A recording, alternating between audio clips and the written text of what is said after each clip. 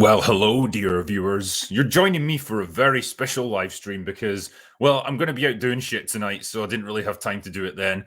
But I have just seen The Rings of Power, both episodes. It was only 2 hours of TV, but it felt like five.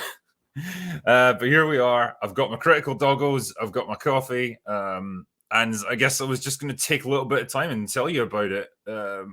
Give you my opinion for what it's worth, I suppose. So I shall do my best to tell you.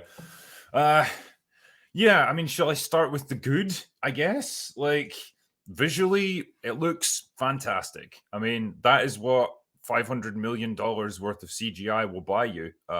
Yeah, the landscapes, the cities, all looks great. When you get to see Casa Dum, realized in all its glory, I guess, before it got taken over by the nasty orcs and the Balrog. It's really cool. It looks great, and yeah, all of that stuff is good stuff. There's other things that are a bit more weak, like when Galadriel's climbing the ice wall, and you get that shitty scene where she plunges her dagger into it, and she's like looking up. It still looks shit, even from the trailer. They haven't really improved upon that. Like, I was willing to overlook the trailer to some extent and be like, well, it's maybe unfinished CGI. But there you go. Yeah, it's really cool as well getting to see Mordor, because in the time when this is set, like, Mordor hasn't fallen to the orcs yet, and so it's kind of like a green, fertile land that humans are living in, and that's kind of an interesting contrast when you know what it's going to become. So elements like that are kind of cool and kind of interesting to contemplate, I guess. The place where it falls apart really is in the characters and the dialogue and the writing. It's shite. It ranges, the dialogue ranges from absurdly convoluted and like someone was taking the piss out of how Tolkien used to write. Like when you have like high mighty lords speaking in like the old-fashioned style of addressing people, where it's very formal. It's like they take that to dial it up to 20.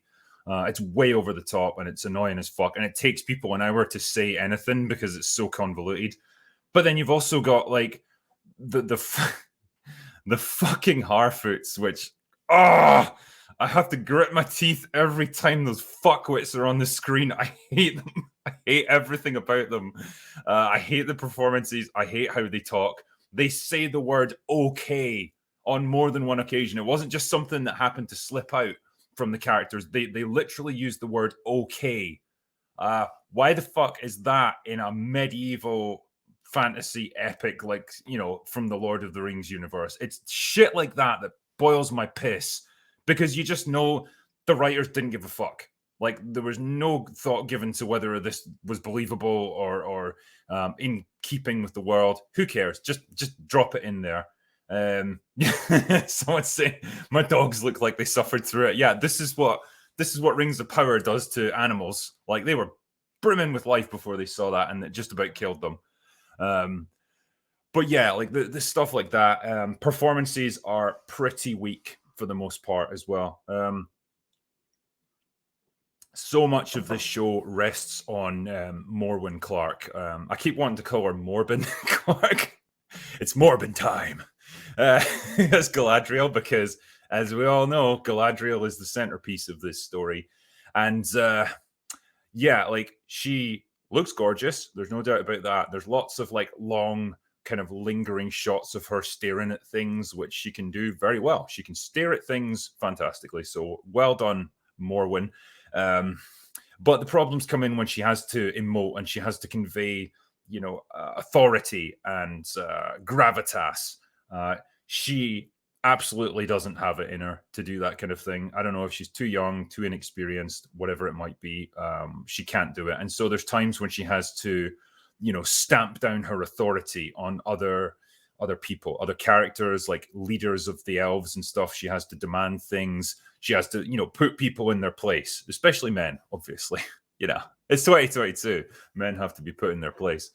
And yeah, when she has to do that, like, it just doesn't work. It's like watching a child trying to stamp their feet and yell. It's she doesn't have it in her. So there's that.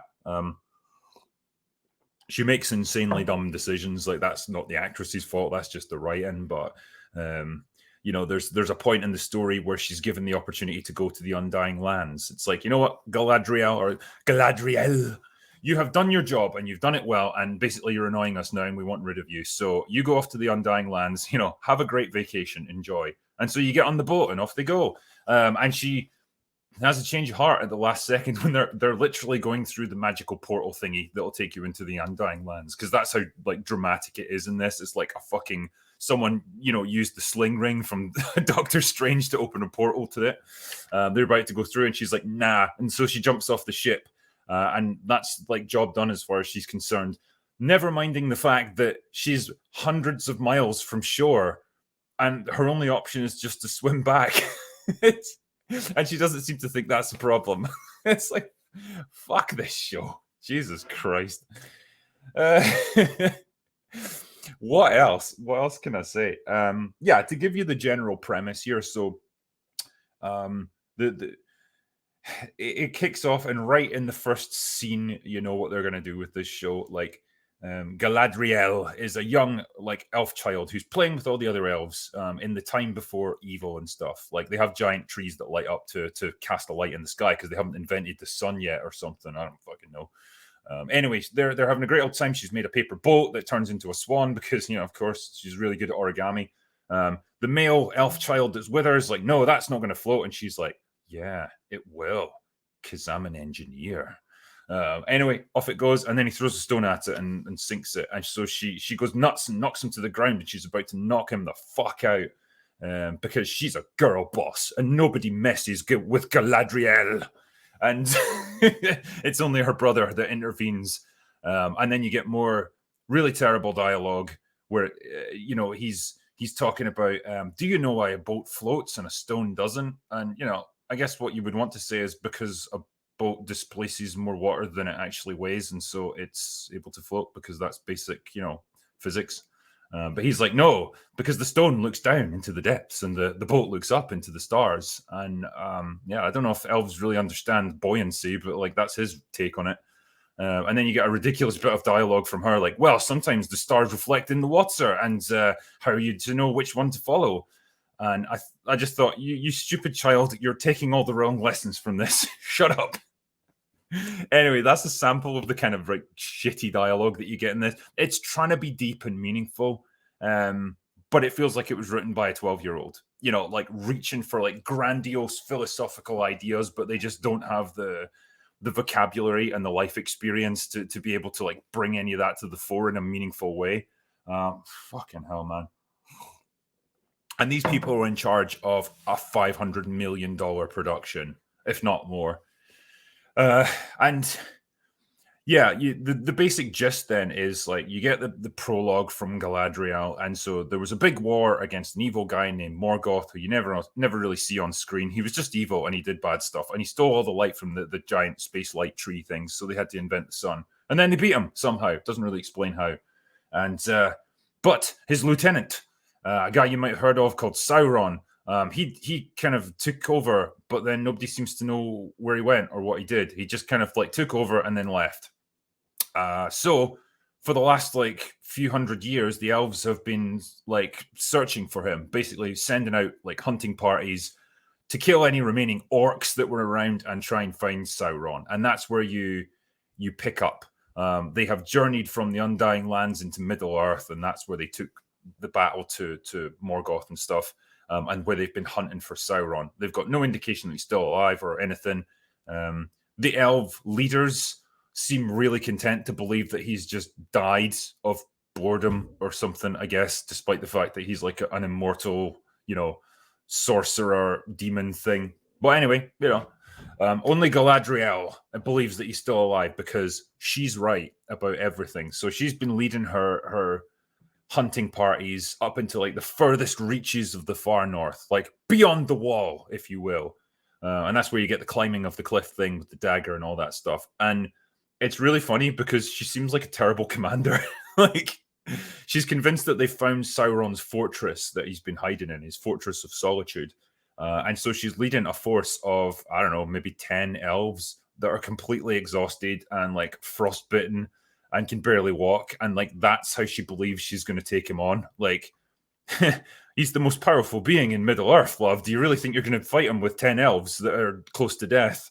And yeah, one of them even collapses when they're walking, and they're like, we have to stop and help. And she's like, no, we're just pushing on. Fuck him. He can die. Really good commander. Nice work, Galadriel. But yeah, they find his Fortress of Solitude and it's empty, and it's like, wow, where did he go? We don't know. And so that's the kind of premise then of like the series when it really picks up. And so you start to get the different races, all represented by a diverse female. Naturally, like that's how this show is done. For the dwarves, you've got Diza.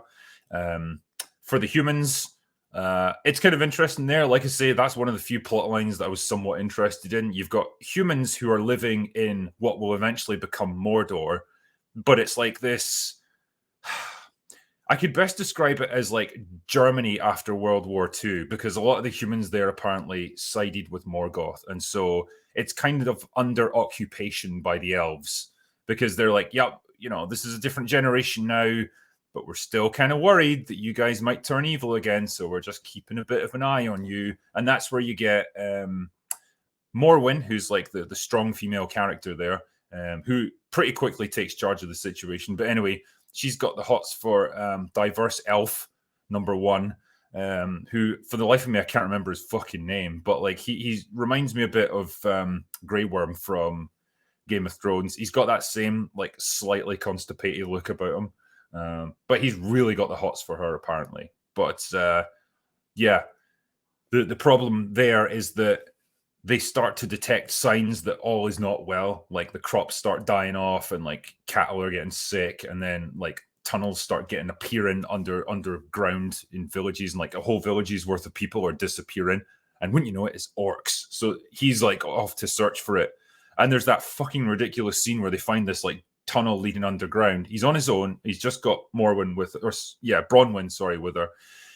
Bronwyn is her name. And he's like, I must go down there and investigate. And she's like, you don't know what's down there. And he's like, that is why I must go. Really? You don't want to get back up or anything? You know, there could be an entire army of orcs there waiting to slaughter you. But yeah, on you go, mate.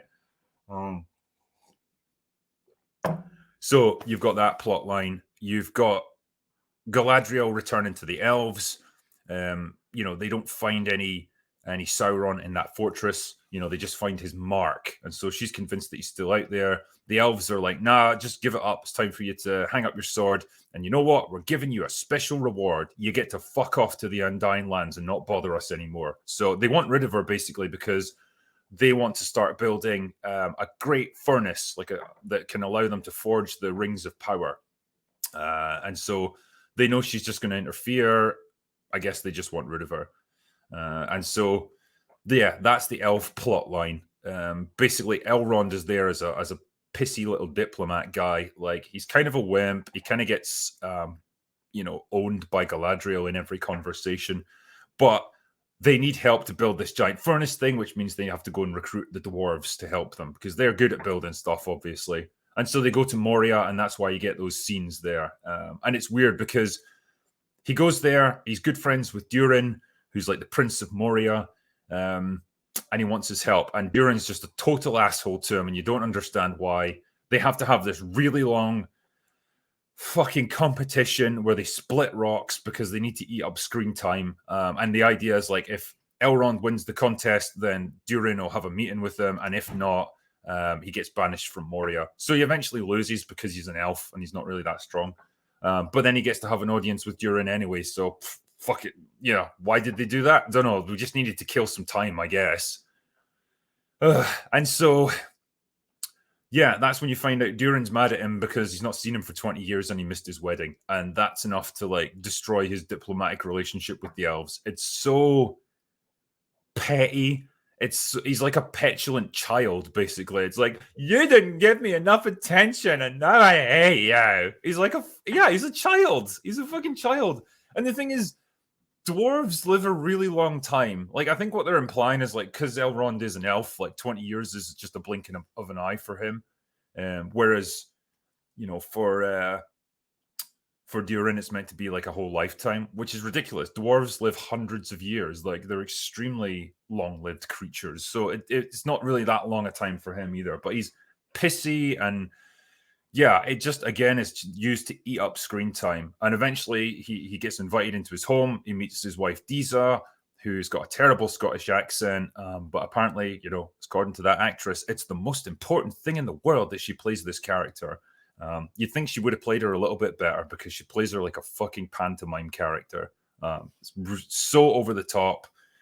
Can't do a proper Scottish accent to save her life. And because all the dwarves are Scottish. I didn't mention that. Yeah, because of course they are.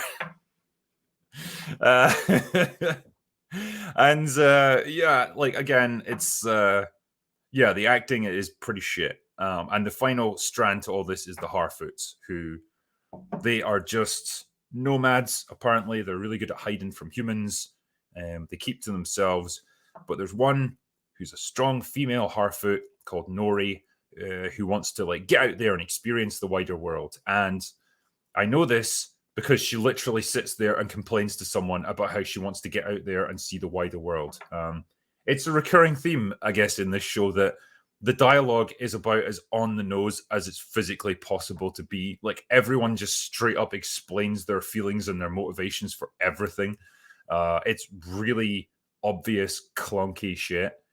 But anyway, they're just fucking around, and wouldn't you know it, a fucking meteor comes down for the sky and crashes to the ground, and it's got a wizard inside it. Because I guess that's how they're sent to Middle-earth, the wizards. Which wizard could it be? Who knows? You don't know yet because he can't talk or something, and he's just like a bit of a retard or something. But anyway, yeah, he's there, and she's like starts to form a bond with him. So I'm pretty sure they're all going to have to link up and go on a journey to do stuff. And so, yeah, that's what we've got so far. Oh, yeah, and fucking Galadriel eventually gets like caught up with some other people who were shipwrecked by a giant monster thing, and meets up with not Sauron. That's what I'm going to call him from now on, because I think everyone knows that he's going to be Sauron. He's the only actual strong male character in the show who's actually kind of masculine looking, and so yeah, I can guarantee he'll turn out to be evil. And that's the show so far. It's very slow. The dialogue is terrible. The acting, like I say, the Harfoots are insufferable.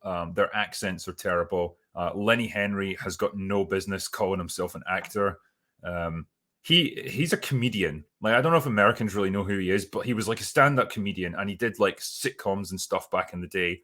He is not a serious dramatic actor, and he's got no business doing this shit. And yeah, it's just kind of a frustrating show, I guess. You can tell the money that was put into it, I'll say that much. Some of the costumes, though, do look pretty shit. Like the armor, especially the elven armor, looks garbage. It just looks like it's made of plastic. And you could tell it's really like lightweight, and it does nothing. As opposed to like the Peter Jackson trilogy, where it was actually forged by real like blacksmiths and weaponsmiths and stuff. Like the equipment in that actually looked real and believable. And yeah, there's just, I don't feel like any of the actors have got any real gravitas to them. You know, there ain't no Ian McKellens or you know, Christopher Lees or anything this time, or Viggo Mortensen's. Like, it's all just bland, amateur hour, you know, soft-looking character actors that look like they've probably got like 2 credits to their name, and it's probably playing like minor characters and other stuff. Like, nobody really projects that aura of just seriousness and gravitas like you got in the Lord of the Rings movies. So that's where I'm at with it, really. I know that's a very long-winded summary of it, but like, that's the best I can do so far.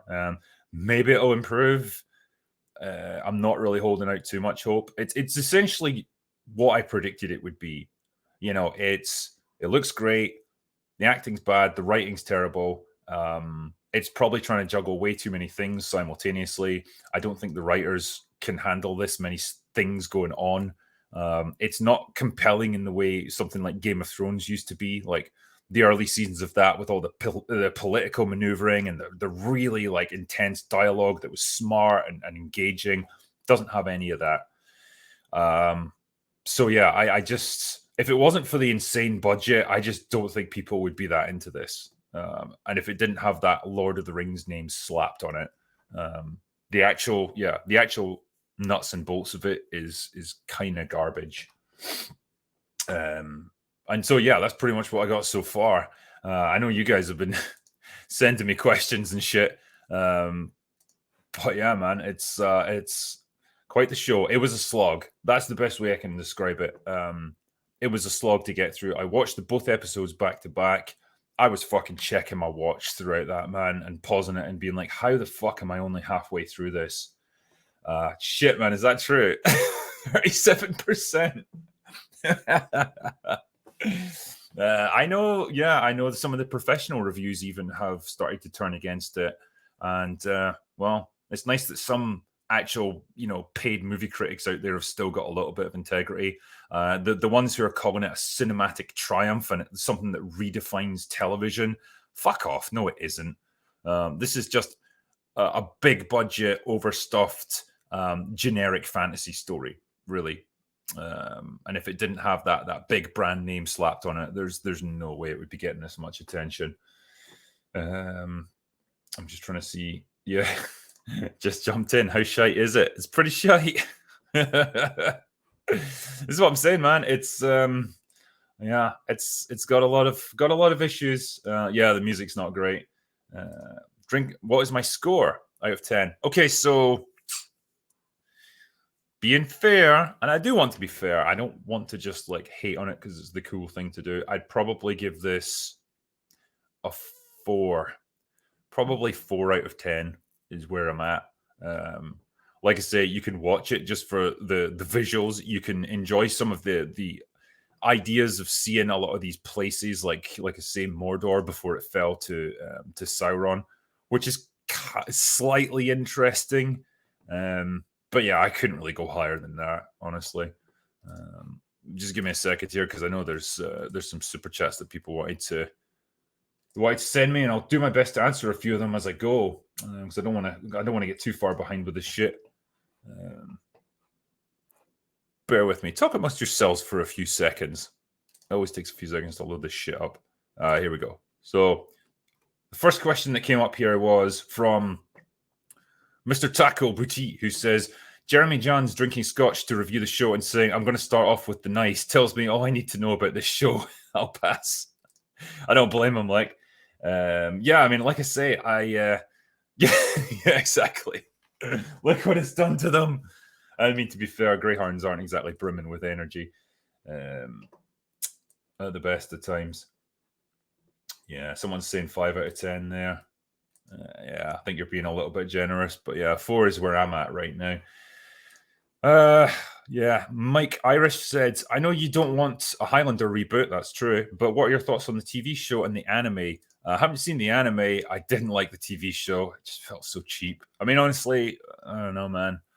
Highlander feels like the entire thing just coasts on the success of the first movie. That's got real charm to it and stuff, and it's like they nailed it with that. Probably didn't need to do any more. No, so many super chats. Hey, the quartering's here as well. How's it going, Jeremy? So yeah, a lot of shit going on. Like I say, they're coming in a lot faster than I can answer them. The real one gave me $50. Holy shit, dude! It says, "Fuck them." Yeah, I mean, I think they're gonna get exactly what they deserve on this one. I think this show, man, this could be history in the making right here. This is potentially going to go down as like one of the biggest disasters in modern entertainment.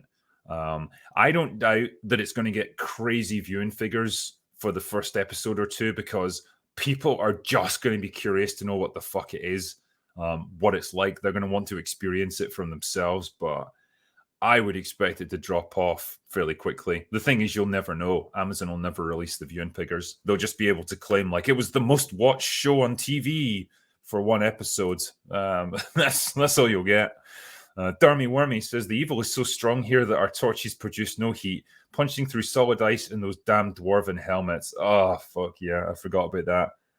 This is a real weird thing where it's like, yeah, they're in the Fortress of Solitude looking for Sauron, and like an elf just holds his hand in his torch, like the flames are going all over it, and he's like, I'm so cold I can't even feel my fingers.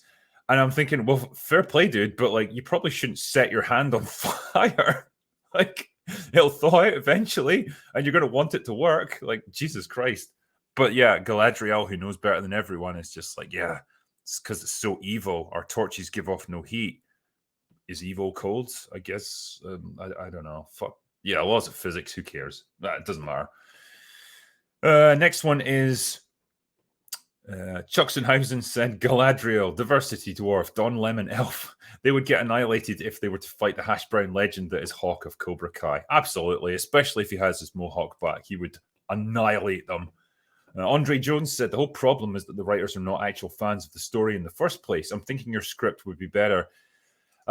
Yeah, I mean, they're not. I think that's pretty obvious. You know, they had a story that they wanted to tell, and you know, to hell with trying to fit it into the mythos. Like I say, you know, when I talked earlier about Elrond and Galadriel, you know, he's kind of a pussy. He's just like this diplomat guy. And she's this warrior who's like driven to find revenge for her brother getting killed and to find Sauron and kill him. They really feel like, knowing what we know about these characters in The Lord of the Rings, they should be swapped. Their position should be reversed. She should be the diplomat that goes to try and forge alliances and stuff, and he should be the soldier. But, you know, the rules of writing being what they are today, there was no way that was going to happen. So he's got to be the pussy, and she's got to be the boss lady, the girl boss, kicking ass. Yes, you go, girl. I'm sure it was worth it. The next one is Mitch Balishchuk says, heart's bigger than our feet. Your feet aren't big. They're normal for your race. Yeah. I haven't got to that line yet. That must be later in the show. But it does bring to mind another problem. When I was talking about the dialogue being shit earlier, you know, when you hear lines of dialogue that are just very obviously written for the trailer, like they're so on the nose and they're so like, I'm going to give an exact summary of where we are as characters and as a culture and a people, that we can just plop this in a voiceover on the trailer of some somber looking stuff. That happens all the fucking time in these first two episodes. It's so stilted. It's so like out of place. It's just stuff that people wouldn't need to say. Yeah, it's Christ. Yeah. I was just thinking about another bit as well where Elrond, right, is sitting there writing in his book because he's sitting in a tree, just like doodling or whatever. And these elf maidens come up to him with a message saying that Galadriel has returned. And he says to them, why didn't you tell me? And jumps to his feet. And I was just thinking, they literally did just fucking tell you. That's what they came there to do. Does nobody proofread this shit? What is this? What a script writing is this? George Kessler says, Hail Drinker, the part where Galadriel turns to Treebeard and yells, run, Forrest, run, moved me spiritually. This show improves on Tolkien in every way. It really does, yeah. It's when she told the wizard that just fell to the ground, you're a wizard, Harry. That's really got my heartstrings going. Off the cover, it says, long-time fan from more than 1 million subs ago. Great job. Love the channel, love the books. Any tips for how to approach other YouTubers for a collaboration? It's a tricky one, really, because I never know how to do it. I just try and like link up with them on Twitter most of the time, or go through like other people. It's harder to make that initial connection, but like, yeah, like once you know somebody who knows somebody who knows somebody, it becomes a lot easier, you know. But yeah, best way to do it is try and DM them on Twitter if you can, or follow them, or do something. The doggos are dreaming. Yeah. Next one is Night King 01, who says rocks float because they look down. What? Yeah, that's the dialogue. That is the dialogue that you get in a $500 million production. I fucking hate modern entertainment. This show pretty much is your perfect distillation of everything that's wrong with modern Hollywood. And if I could borrow a quote from Admiral Bitchface from Picard, it's sheer fucking hubris. Next one is Night King 01 again, who says that scene where she says leave him is hilarious because they try to replicate the Master and Commander scene, but this guy's 2 feet away. That's it. They say as well at one point during that scene, they're in a blizzard in the middle of nowhere, and it's like, we should make camp and start home in the morning. And I couldn't help but think, make camp with what? You don't have any equipment on you. They're literally just there in full battle armor with some cloaks on. They don't have tents. They don't have provisions. They don't have any equipment.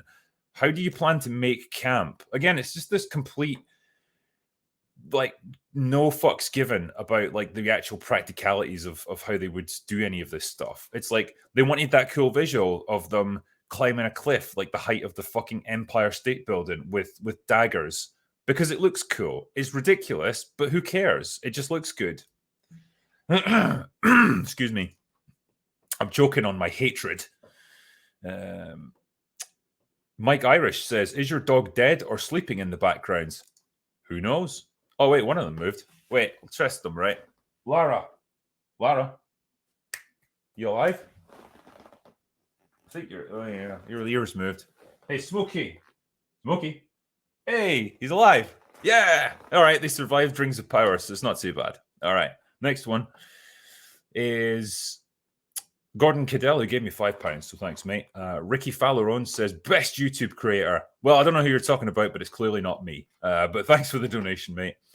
Tom Bombadil, hey, another female lead whose feelings trump the universe and would like to speak to your manager. At this point, I wish I were a wine mom. Me too. I mean, I can just drink wine anyway, but man, yeah, Galadriel does not come across as likable in this. Like I say, some of it's down to the actress not being able to emote properly, and some of it is just down to the terrible writing. And yeah, she kind of comes across as pissy and, really entitled, like just expecting to get exactly what she wants. It's like, I want another army to go hunting for Sauron. It's like, why? You've got nothing to go on here, but you just think you deserve it. Maxwell Wishules says, say what you want about Rings of Power, but you can't deny it was a pretty stunning when Gandalf states, terminate with extreme prejudice. It was. I mean, it brought a tear to my eye and a vomit stain in my down my shirt. Jack OS says, I enjoyed the Nori character. The archetype has been done a million times before, but at least she's likable. Every other character is painfully bad.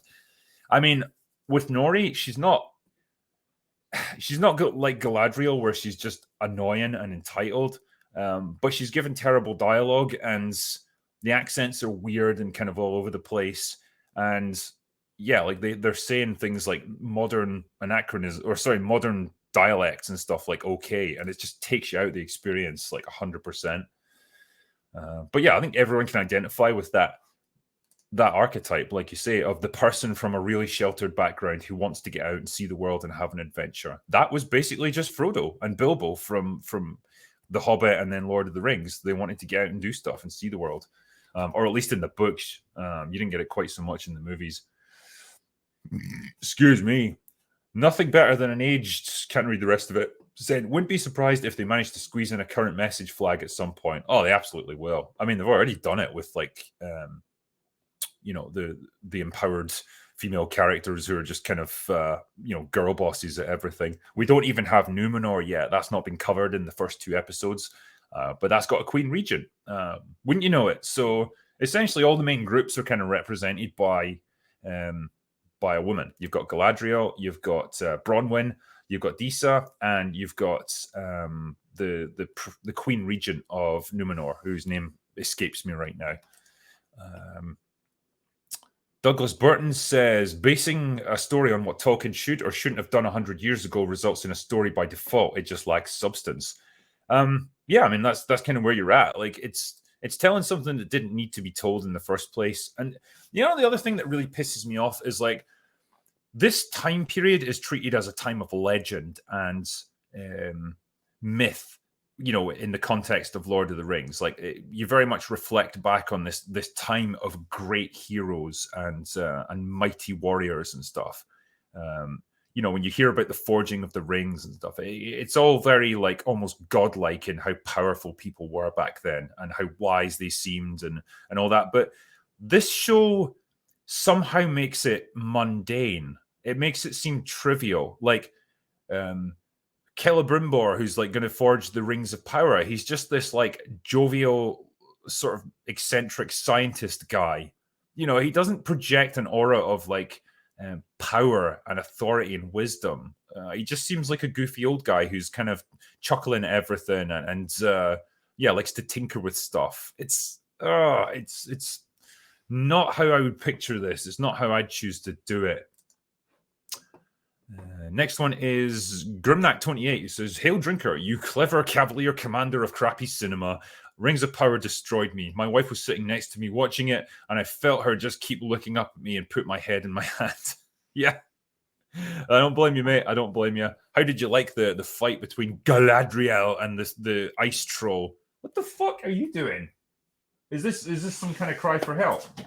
Like now you're stuck on the wall. This is what Rings of Power does to a sensible doggo. It ruins them. You're trying to play it cool, but I see what you did. All right, back to this. Yeah, when Galadriel fights the troll, it's the most like Matrixy shit that you can do. She's like backflipping all over the place, jumping around in slow motion. Gravity, fuck off. Who cares? Yeah, it's just all about making her look cool and badass. Yeah, more. Night King 01 says, "I love the part when Elrond and Celebrity go to Moria and he leaves Celebrimbor outside for days on end. It seems to have their challenge." I know. It takes them all the way there, right? Again, they arrive at Moria, which is hundreds of miles away from where they started, and they just rock up there, right? They've got no equipment. They didn't come on horses or anything. It's like they just took a stroll down the garden path, and there's Moria for them. And yeah, only Elrond can get into the place, and so he just says to Celebrimbor, "All right, see you later, man. I might be back in a while. We'll see how things go." That's all you get. It's weird writing. Yeah, there we go. The troll's an allegory about us. Yeah, she slayed that troll. Yas, queen, slay. Better call Sauron. Yeah. I tell you, man, if he turns out to be that dude who's shipwrecked with Galadriel, which it seems like he's gonna, and his whole reason for turning evil is that he's like a spurned lover who wasn't loved by anyone. Holy shit. People are gonna fucking riot in cities worldwide. Mr. Wonderful says, "Lord of the Chucks." Yeah. Dan S says, "Galadriel is a Mary Sue and a Karen. Why? Because that's the only way they know how to write female characters now, apparently." Madison Mead says, "Great channel. Thank you very much, my friend." Mr. Kiki says, "I'm a lefty who believes in the message, but I love your content and I think it's poorly forced into content. In Rings of Power or others, what's the most progressive thing you would support being put in tactfully?" None of the stuff this is the weird thing. Like, it's almost like a misapprehension. You know, the stuff that I list in the message, like, none of it's inherently bad when you're talking about like having, you know, bit of diversity on screen, like decent representation for people, giving people of different backgrounds and ethnicities and stuff, you know, a fair shot at being in different roles. That's all good stuff. Like, there's nothing bad about that. The thing I object to is when it's just horribly forced in like the most clunky, like, you know, distracting fashion because the writers are too fucking like incompetent to find a good way to work it in. Which is great that they make shows like Arcane, where, you know, we're able to point to that and say, look, this has got a lot of the elements of the message on the surface. It's got, you know, really diverse cast. It's got really strong female characters who kind of define the narrative in a lot of ways. It's got gay relationships. It's got all of those things. It's got like class struggle, but it all integrates it into a smart, well-constructed story that doesn't beat you over the head with any of this stuff. It works well because it's well written. That's great. That's how you get stuff like this in an effective way. But most of the writers that try to do this stuff now, they lack any semblance of skill or ability to do this stuff in a smart way. And so this is why so much of like the movies and stuff that we see now are shit, because it's beating you over the head with things that should be done subtly, should be done intelligently. But that's not a component of modern writing, sadly. Next one is Michael Burke, who says, please watch Small Engine Repair. You will not be disappointed. Okay. Master Malribius says, is it that hot there? The critical doggos look like they've melted. Yeah, especially this one, because she's like chunkier than that one who we've just got, and so he's got to put on a little bit of weight. But yeah, when she's stretched out on the couch, it looks like someone just poured a dog onto the couch and she just kind of seeped in every direction. It's funny as fuck. Mr. Wonderful says Soyron. Yeah, that's pretty much it. Sergio Inyat Ballog says, thank you. Give me a £10 super sticker. So thanks, man. Hi Q says, Drinker, this is my first super chat to you. My question is, will you review my son Hunter? I think it's going to be very reminiscent of Nicolas Cage's Lord of War. If not, why not? I mean, I'm happy to watch it. Yeah, I'll see how it goes. If it's really interesting, then I will do a review. Mr. Wonderful says, Lord of the Frank Things. Okay. Craig Marquez says, I just tuned in. My God, who killed your dogs in the background? It's just how they are, mate. It's all I can say. One of them did move a while ago, but then he flipped over and got caught against the wall, and now he's embarrassed. He'll never make that mistake by moving again. Jar of Mayo says, what's your favorite romantic movie? Mine is Deliverance. That is some forceful romance right there. Yeah, I'm not really a romance fan, but I can see the appeal there. There you go. Andreas said, thank you for the great film and series reviews. Thank you, mate. I appreciate it. The Quartering says, the pace is embarrassing. If this was Fellowship, we'd already be at the Balrog. Yeah, that goes exactly back to what I was saying, mate. Everything's done in like the slowest, least efficient way possible to just try and spin the narrative out a bit. It's like, yeah, we just need to kill a bit of time to justify all these episodes. But man, it makes for a frustrating watch, I'll tell you. George B. Pryor says, by the way, I've just realized we've got almost 13,000 people watching me in the middle of the day, no less. Like probably in America, it's like 7 a.m. or something for you guys. How are so many people here? Jesus.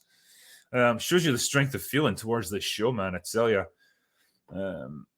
George B. Pryor says, reckon I owe you a super chat for all the work that you do. Thank you, mate. Appreciate that. Luke Cotton says, John Campea gave it a 10. Yeah, fuck off, dude.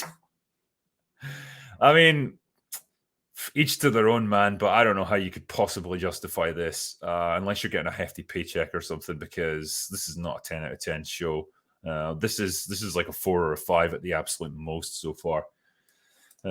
Next one is George Kessler, who says, Drinker, did you see Entertainment Weekly's review? Yeah, they fucking savaged this one, man. And this was a publication that had been singing its praises in the run-up, you know, which I think is like a pretty baller move. I love the fact that they were no doubt happy to take a lot of that Amazon money for like publicity and stuff. And then once the show actually comes out, they're like, yeah, fuck you, this thing sucks. Nice one, Entertainment Weekly. I respect that. Now, Kevin O'Neill says, you're amassing quite the following, Drinker. Stay grounded, stay objective, and stay humble. Most importantly, stay frosty. I mean, that is good advice for anyone in life, man. Thank you very much. I appreciate it. Just give me a second to refresh the super chat list, actually, because damn, there's a fuck ton of them here. Scroll. Yeah, so the next one is Night King 01, who says, isn't it annoying how they keep pronouncing Galadriel with that accented ending? It's like they're trying to copy Viggo Mortensen's accent. It hurts my head. Yeah, it's like they think it's going to give them that tiny little hint of authenticity when everyone calls her Galadriel. Yeah, respect Entertainment Weekly's grift. You gotta do it. Like, they are maximizing their fucking return on this one. It's like, yeah, we'll take all the money to publicize it, and then when it's out, we're gonna shit on it and get everyone on our side. Nice. Someone said it was 10:15 in Washington DC. So actually, yeah, my timekeeping is not as good as I thought it was. Yes, I just want to say this. Triple R is a fantastic movie. If anyone hasn't seen it, give it a go. Honestly, I enjoyed that movie way more than I expected to. Went into it just expecting like a Bollywood kind of piss take movie where it's like knowingly over the top and ridiculous. And to be fair, like we've all seen the memes of like the guy fly kicking a motorbike and stuff, and the CGI animals getting knocked out of a truck. But honestly, get beneath that stuff, and there's a really good story there. Like, great characters, great emotional payoffs, like way better than I expected. And yeah, I got to the end of it, and I felt like I just had a really good viewing experience. I felt like I'd watched a good story. It was kind of that same feeling I got from Top Gun Maverick.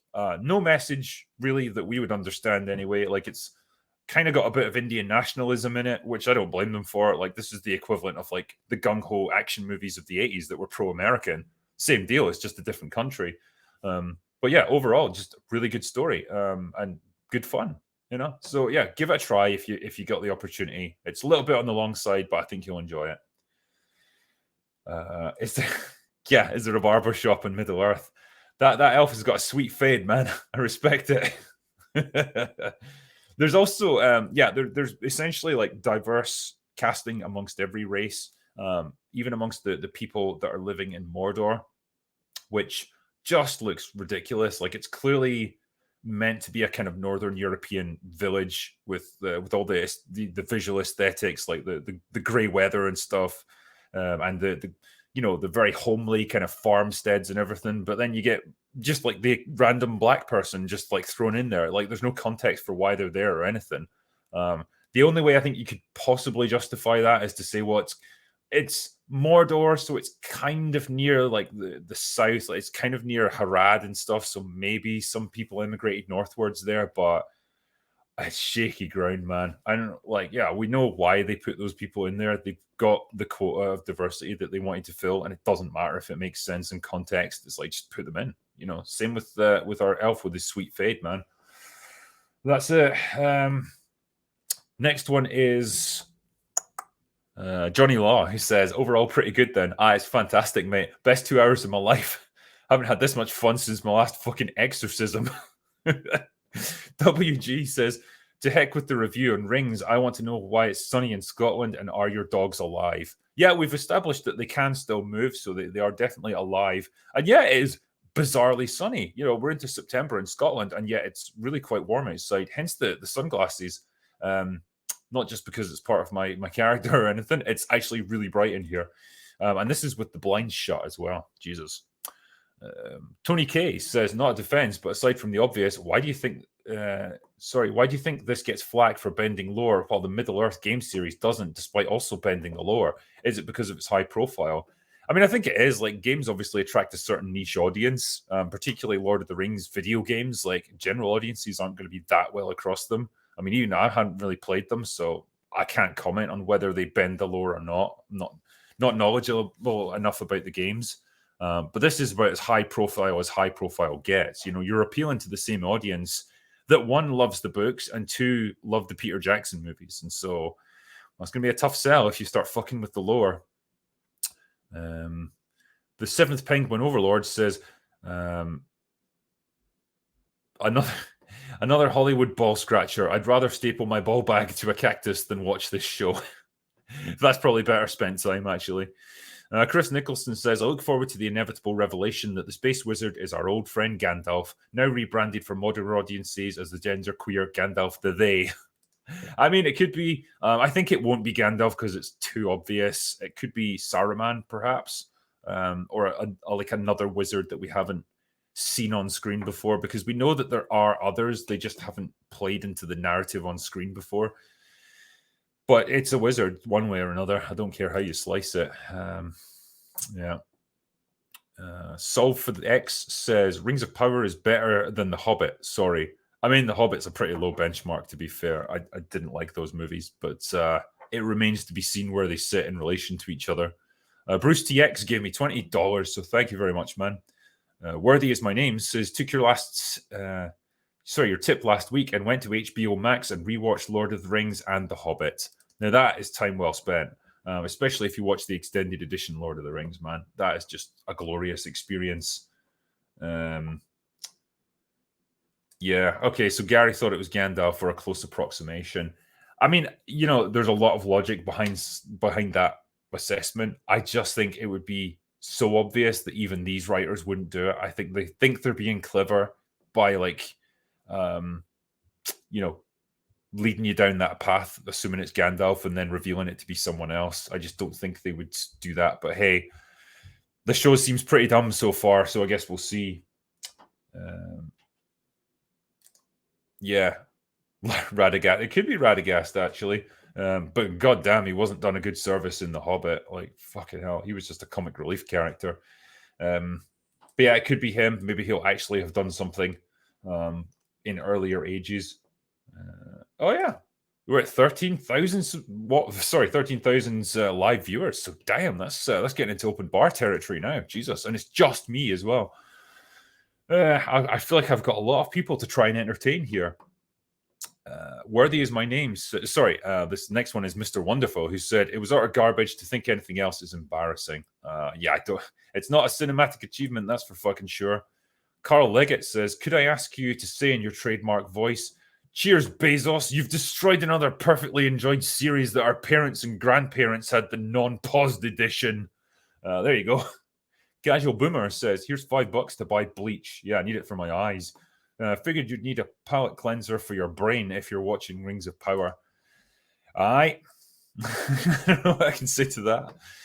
Zach Weeks says, "Here's the thing. I'm reluctant to even hate watch it because if it gets high views, it'll only encourage them to make more garbage like this." This is the thing, man. They're committed to making this. Like, they've said they're going to do 5 series, and to cancel it early would be like the ultimate embarrassment. So I think they'll forge ahead almost regardless of the viewing figures. They're just going to keep doing it because they have to. They're committed at this point. But holy shit, yeah, this is stirring up some controversy, man. I mean, yeah, like today, this is me doing a stream by myself in the middle of the day, and we've got like 13,000 people watching us live just to talk, to hear me talk about this show. That's how much of I guess a flashpoint it's become. And yeah, the next few weeks are going to be very interesting, I think, in terms of how this pans out. Beef 3D says, "I just rewatched Megas XLR, and it's laughable how a cartoon show that parodies stuff like Gundam, MTV, and other TV tropes still has Kiva, which is an actual likable, strong female character." I mean, imagine that. Yeah, it can be done. It's just so many writers seem incapable of doing it. Douglas Burton says, "Did you notice that the writers wrote dialogue for 2 actors on screen at a time, with people standing around in the background? Adding a 3rd actor to the scene either ended the scene or caused another actor to leave." Yeah, it's the most simplistic. Like, we have to keep this really simple. Just 2 people talking to each other. It's Christ, yeah.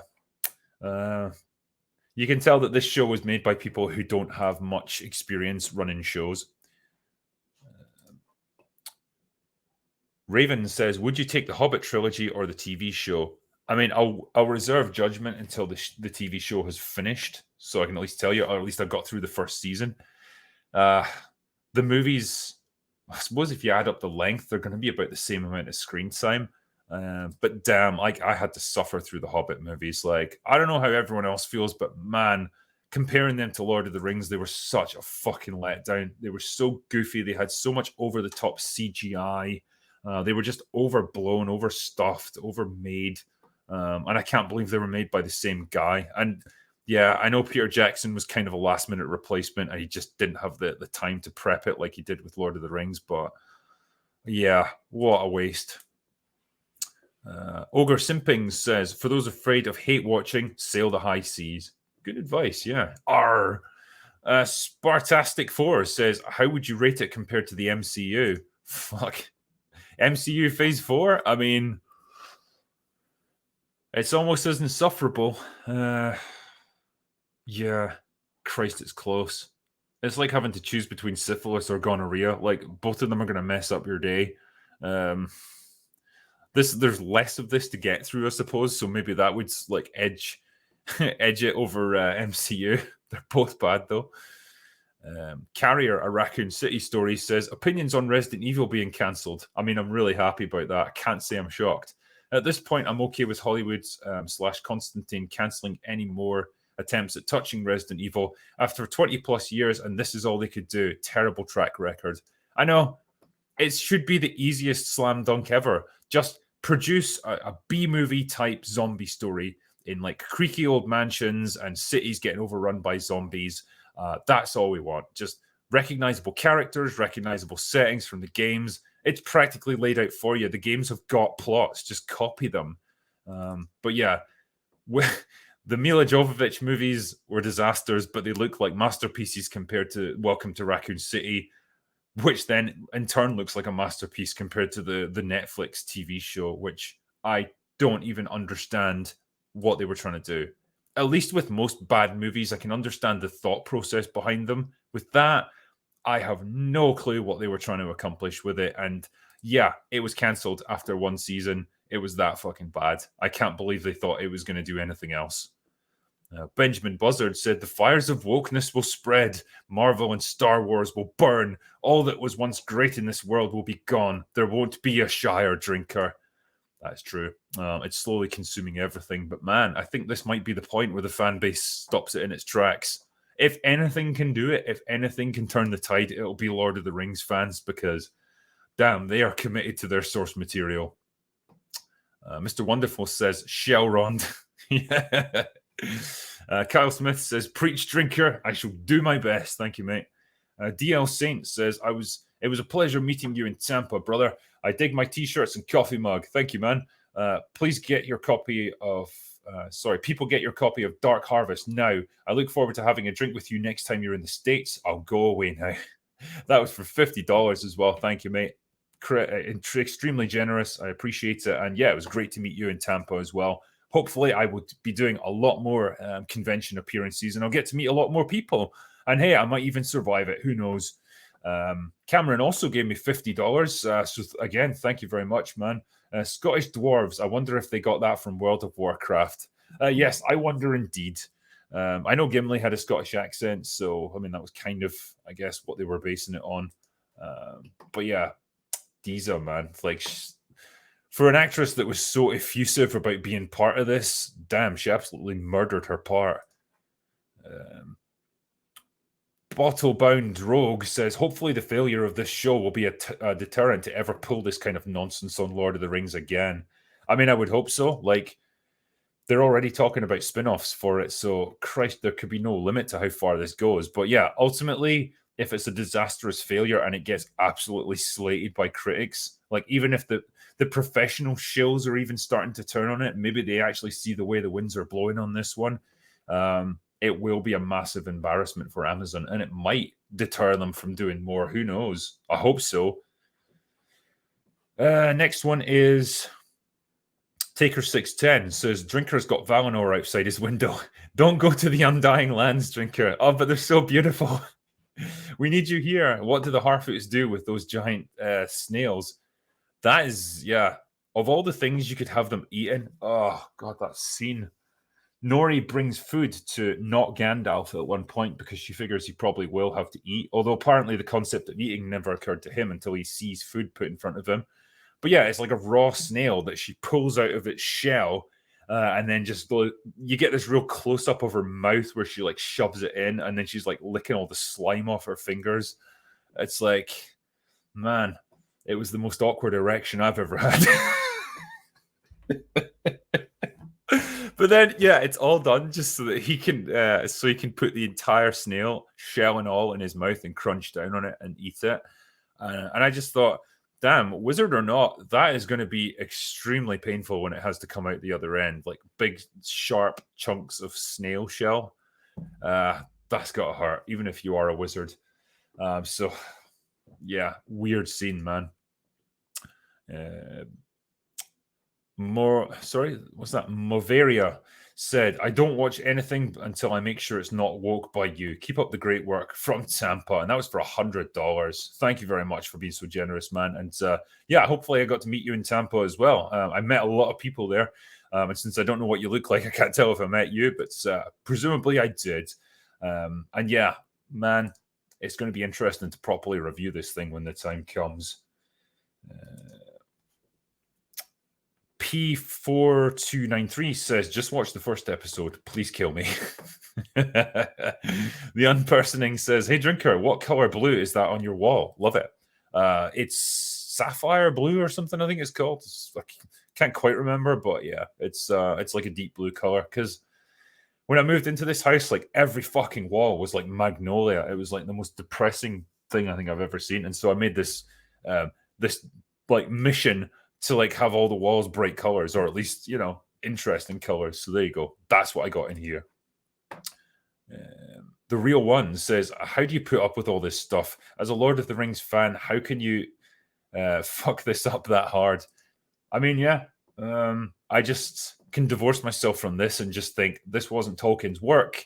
They're just adapting stuff from their own heads. All they did was they slapped the Lord of the Rings name on something that's got nothing to do with it. And so I don't have that connection to it in the same way. And I can always have the Peter Jackson movies and just think, yep, they got it right there. And that's the Lord of the Rings story that I actually care about. And so, yeah, from this point of view, I can just point and laugh at it for the most part.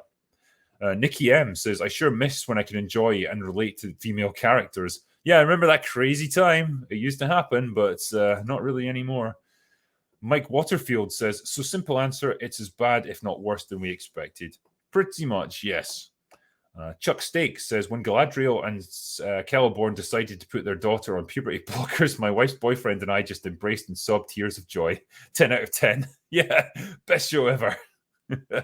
And then everyone applauded. Sinbad Comics says, just wanted to say that I finished Dark Harvest and loved it. Thank you very much, man. This, Dark Harvest seems to be doing great. It's getting great reviews on Amazon. And people seem to be really loving it. So awesome stuff, man. I'm glad that it's done well. Abstract JWL says, the part where Galadriel, Smith, and Wesson cornered the ice troll and say, go ahead, make my day, made me weep. Pure Tolkien. It really was, yeah. It's when the troll paused for a moment when she'd been attacking him and said, come on, stop trying to hit me and hit me. And then she lopped its head clean off. That was just great. Next one is Wolfpack6, who says, Amazon's Rings of Power is Tolkien in name only. Overlooking the inappropriately casted characters is like asking Mrs. Abraham Lincoln how she liked Our American Cousin. Cheers, Drinker. Cheers, man. Bearded says, what episode are we going to see Galadis twerking scene? It'll happen. It's good enough for She-Hulk. It's good enough for Lord of the Rings, I guess, at this point. I'll do a few more because unfortunately I'm slightly running out of time. I've got a bunch of stuff that I need to be doing this afternoon, but I wanted to do this stream and at least give my thoughts on it. Next one is Greenridge Security, who says, no question, thanks for the content. Thank you very much. Thanks for the donation, man. Phoebe Dinsmore says, dude, please binge watch Banshee. If you liked Reacher, you will love it. Fantastic in every way. I've heard nothing but good things about Banshee, and apparently it's got Anthony Starr in it as well, so I definitely want to see it. Lord Backtor says, let them have all the franchises, even this one. If everything else is toxic sludge, producers might even risk it on a new IP next time they want to make actual money. I mean, I know, but the problem is, like, there's people out there who are going to watch this, and this will be their introduction to the world of Lord of the Rings. Like, they're maybe too young to have watched the Peter Jackson movies. They haven't read the books, and this is what they'll see. And that is a tragic state of affairs. You know, this will be their benchmark for fantasy storytelling. And that is not something that I will allow to stand, sir. Next one is from Dovamo, who said, did Galadriel literally swim across the whole ethereal straight road back to Middle-earth alone in no boat? They literally didn't even read the lore. Yeah, so the idea of like going to the Undying Lands is like the boat will sail in a straight line, and as the curvature of the earth curves away from it, it'll just gradually lift up out the sea and go off to the Undying Lands. That's why no one can reach them with conventional boats. In this, it just kind of opens a big portal. It's like being in a Marvel movie with the sky beams opening up a portal to some other realm. Like the clouds just kind of like burst apart and you go through it. And she jumps off at the last seconds because apparently that's just a thing you can do. And yeah, she must be hundreds of miles offshore. So yeah, okay. Good luck, Galadriel. You didn't think this one through, love, did you? Ulysses Venezuela says, I just got my copy of Dark Harvest. Let's see how it goes. Cheers, mate. Thank you very much, man. I hope you enjoy it. JT Rocker says, I missed this on your last stream, but why did you change the title of your Prey trailer reaction? Mainly because I wanted to make it clear that that was a reaction to the trailer rather than, like, I didn't even mention the word trailer in the original video. It was something like Prey, how to spoil a good idea. And the problem is people were seeing that video and thinking it was a review of the actual movie. And of course, they were like, how were you reviewing the film like 2 months before it came out? This is bullshit. And so there was lots of big madness going around on Twitter about it. So I thought I need to clarify what this is. It's a trailer breakdown video. And so that was hence the name change. So yeah, bad housekeeping from me originally. I didn't think it through when I named it. But hey, it's on me. Next one is Monsoon, who said, literally shaking when Guy Ladriel said, so we're some kind of rings of power now? I was literally shaking too. I love these fucking memes. They're great, man. Discuss Things said, 1 billion spent on this instead of something that would help people or at least bring them joy. That is the tragedy of it, really. You know, think about that for a second, right? For the cost of this garbage show that's going to just be a laughingstock ultimately, $1 billion. Like, imagine how many creative, imaginative movies you could finance. Never mind, like, you could probably fix an entire third world country with that kind of money. But put that aside for a second. If you just want to finance entertainment, you know, you could have financed probably 30 or 40 good quality movies, given, like, you know, up and coming creators with actual talent a chance to tell the story they wanted to tell. And it would be far better quality than this. And it would be a far better investment and a far more worthy thing to do. But this is the thing. They wanted their manufactured, buy your own, like, boil in the bag fantasy, you know, franchise that's going to be better than Game of Thrones.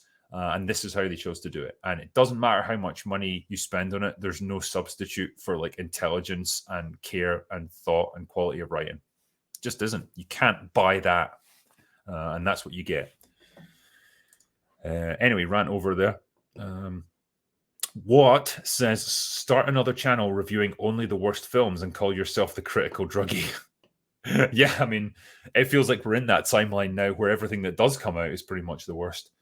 Toshi Yar says, what's with Galadriel thinking she could swim an entire ocean back to Middle-earth? Lucky for not Sauron, hey. Yeah, indeed. It was almost like the entire thing was scripted to happen that way, and that's the only reason she didn't just drown, you know?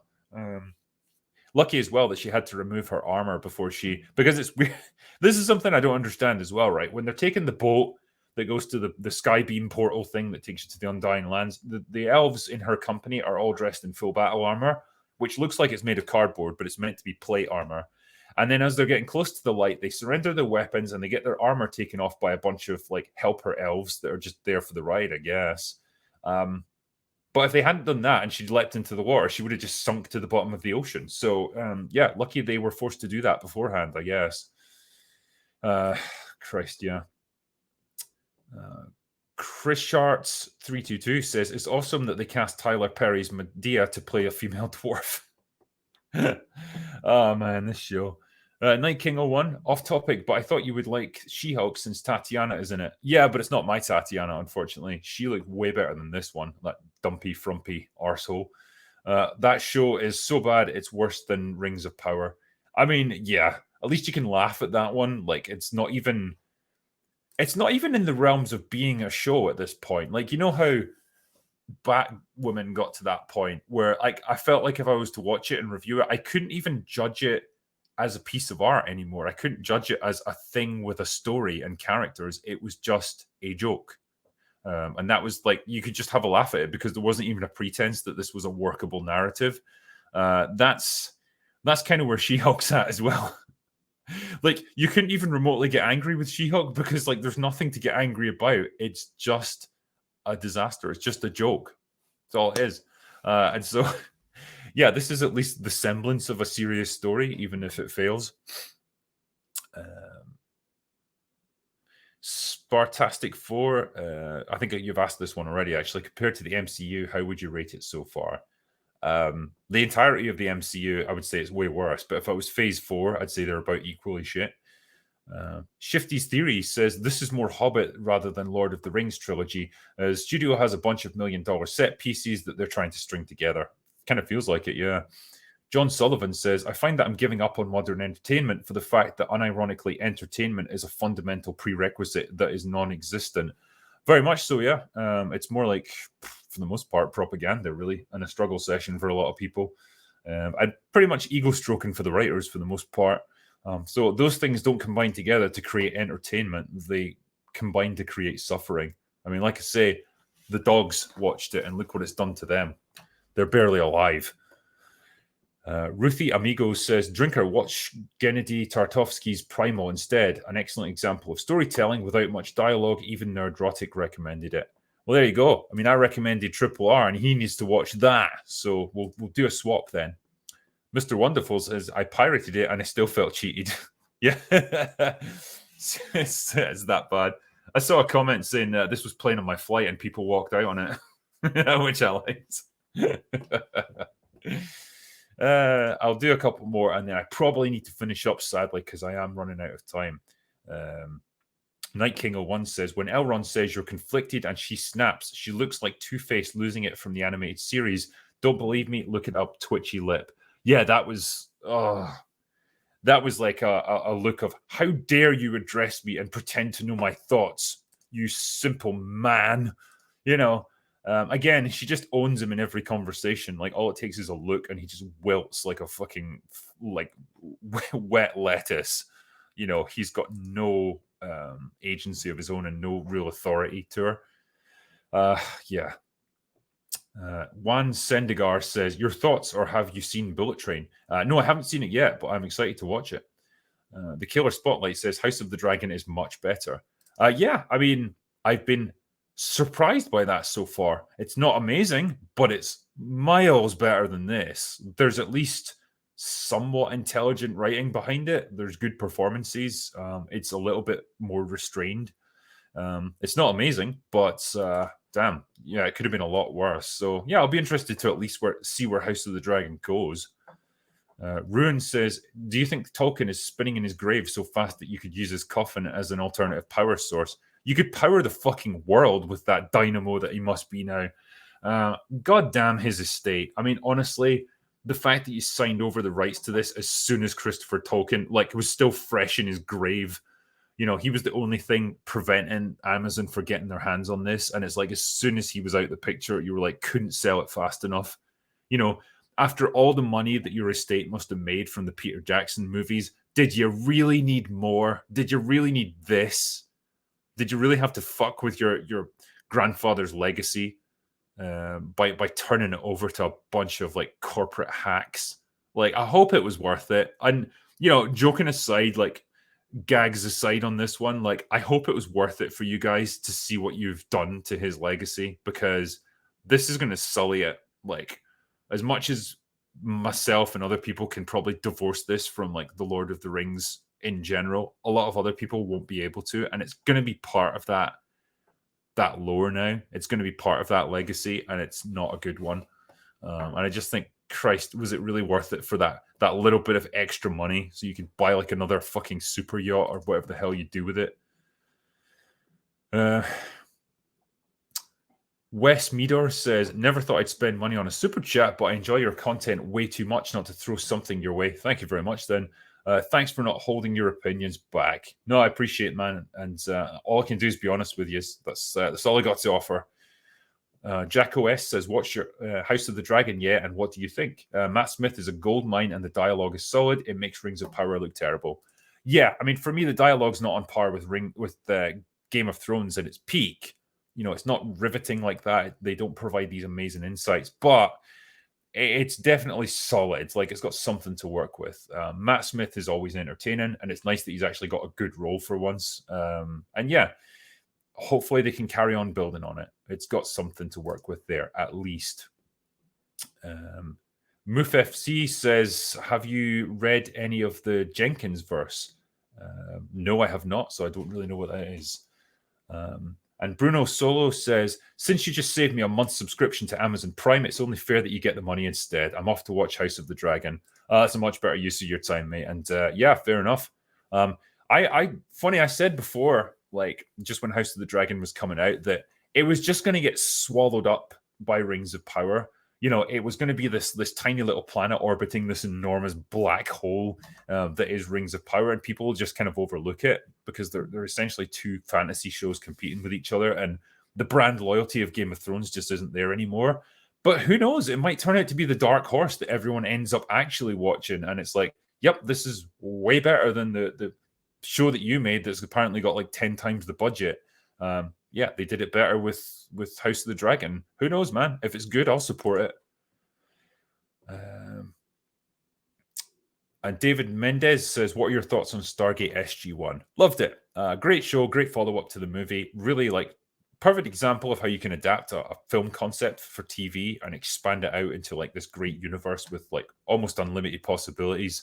The casting was great. I loved, I loved the dynamic between all the different team members. They had that perfect number of like 4 people in the main team, the main cast, so that they can approach things from different perspectives. They all have a view on things." And they just worked great together. And I loved Samantha Carter, a great female character that was super likable, really competent, great at what she did. She could fight, but she wasn't like an all-conquering badass who could take on anything. And she didn't feel the need to constantly like prove herself against the guys. So yeah, a great example of how to do a show like that right. I think by the end, it had run its course. That was the only thing. By the time you get to the Ori as like the new enemies, it was like, okay, I think you might have done everything you can do in this regard. But yeah, for a show that ran, I think 9 or 10 seasons, pretty incredible. I think they did a great job with it. And I'll probably make this my last one. Says Plebeian Musk says, "This made me realize that channels like Disparu and Nerdrotic have spent so long crapping on the show before it even came out. They could never have admitted that they liked it if they did. They abused rage bait to make cash." I mean, that's your opinion, man. Like, I know they've covered it quite extensively. I think the actual publicity campaign leading up to this was worth talking about because it was almost a textbook example of how not to do stuff like this. And ultimately, yeah, people were interested to hear what they had to say. Like, I even made a couple of videos like talking about the build up to it and stuff. But like now, I think I'm not going to make a scripted video on this until the season is finished, so I can at least give an overall view. I wanted to come on here though today and give my initial thoughts because it was so fresh in my mind, and I guess people were interested to see how this is going to pan out. So that's kind of where I'm at with it. But yeah, like I know I was talking about this before. Unfortunately, this has to be a fairly short stream today because I have got stuff that I have to do quite soon. And I will obviously answer all the super chats. Like I know there's a whole bunch that have come in while I've been talking here, and I will definitely get through all of them. I'll just do a catch-up stream to cover them all. But yeah, for the rest of you guys, whether you've seen it yet or whether you haven't, initially at least, I don't really recommend that it's worth your time. I think you'll find it a real drag, but hey, you're going to watch it or not, regardless. But yeah, I think the next few weeks are going to be very interesting when it comes to Rings of Power. Damn, man.